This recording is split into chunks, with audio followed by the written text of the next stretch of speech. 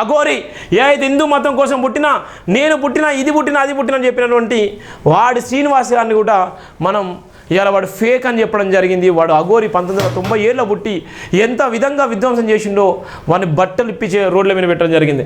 ఇవాళ ఉన్నటువంటి నేపథ్యంలో ఇష్టానుసారంగా హిందూ మతంలో ఉన్నటువంటి మహిళలను ఇష్టానుసారంగా వాడుకొని వాళ్ళ జీవితాలను నాశనం చేసినటువంటి మరి శ్రీనివాస్కి ఎందుకు బుద్ధి చెప్పలేకపోయాలో అర్థం కాలే.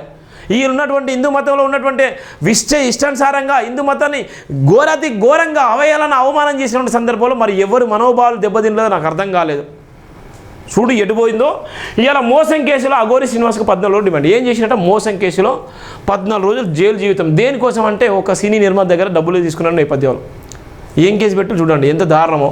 మరి దేవుడు కాపాడాలి కదా, దేవుడి బిడ్డే కదా. ఇవాళ ఉన్నటువంటి అన్ని మతాలను మొత్తం మోసే వ్యక్తే కదా.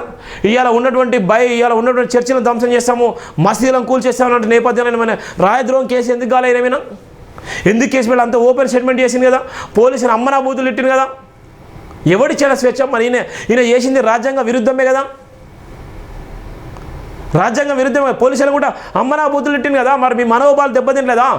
ఇవాళ ఉన్నటువంటి ముస్లింలు ఇష్టానుసారంగా కూల్చేస్తున్నారు కదా, ఇలా బైబిల్ను ఇష్టానుసారం చేస్తానని కదా. మరి ఎవరి మనోబలం దెబ్బతినలేదా? రాయద్రోహం కేసు ఈయన మీద పెట్టలేదా? ఈయనకి కేసులు వర్తించావా? మరి ఎటుపోయింది చూడండి.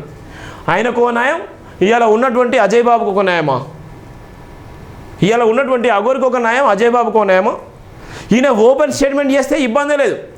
అజయ్ బాబు రాజ్యాంగాన్ని అనుసరించి రాజ్యాంగబద్ధంగా మాట్లాడే ఒక గొప్ప ఇంటలెక్చువల్. ఆయన మీటింగ్ హాజరైతే మీకు పోయేదే ఉన్నది, ఆయనకంత భయపడే అవసరమే ఉన్నది.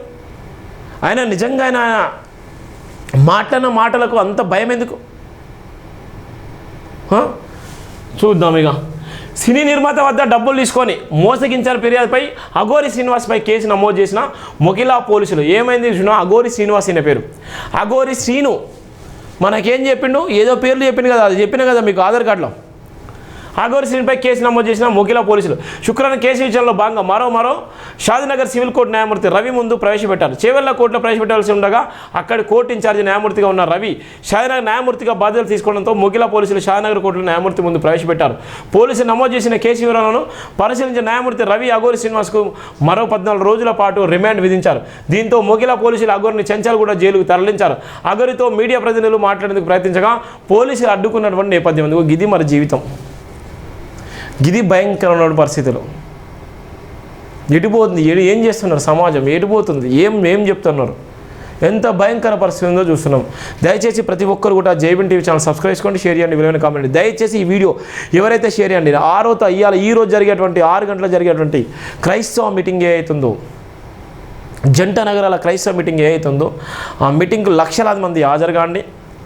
శాంతియుతంగా నిరసన తెలపండి, శాంతియుతంగా మీ అందరు కూడా పాల్గొనండి. మీ అందరికీ భరోసా బాధ్యత ఇవాళ రాజ్యాంగాన్ని అనుసరించి చెప్పేటువంటి చాలామంది మేధావులు వస్తున్నారు. ఇలా చాలామంది నకిలీ పాస్టర్లకు మింగుడు పడట్లేదు. ఇవాళ ఉన్నటువంటి మేధావులు చాలామంది ఏం జరుగుతుందన్నటువంటి భయంకర పరిస్థితులు. హరిహర కళాభవన్ సికింద్రాబాద్ దగ్గర ఉన్న నేపథ్యం ఉంటుంది. తప్పకుండా మీ అందరూ హాజరుగాండి.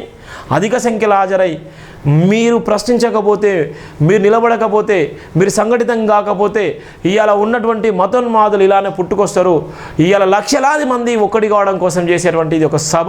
ఈ సభలో మీ అందరూ కూడా పాల్గొనండి. మీరు కూడా ఒక చైతన్యం కాండి, మీరు కూడా ఒక ప్రొటెక్షన్గా ఏర్పడండి. ఇలా రాజ్యాంగం జోలికి వస్తే ఏ విధంగా అయితే దళిత కుటుంబాలు ఏ విధంగా అయితే ఒక్కటైతేయో ఆ విధంగా క్రైస్తవ సమాజం అంతా ఒక్కటి కావాలి, నిలబడాలి. ఇవాళ ఉన్నటువంటి హక్కులు కాల రాసేటువంటి క్రమంలో మన హక్కుల కోసం గొంతెత్తాలన్నటువంటి నేపథ్యంలోనే హరిహర కళాభవన్లో ఇలా జంట నగరాల క్రైస్తవ సభ జరగబోతుంది. దానికి మీ అందరూ కూడా అధిక సంఖ్యలో హాజరై ఇలా ఉన్నటువంటి ప్రతి ఒక్కరికి కూడా ఇదే మీకు ఆహ్వానంగా పలుకుతున్నాను. దయచేసి ఈ వీడియోను షేర్ చేయండి, సబ్స్క్రైబ్ చేసుకోండి, విలువైన కామెంట్ చేయండి. Thank you so much. జై భీమ్ ఆల్.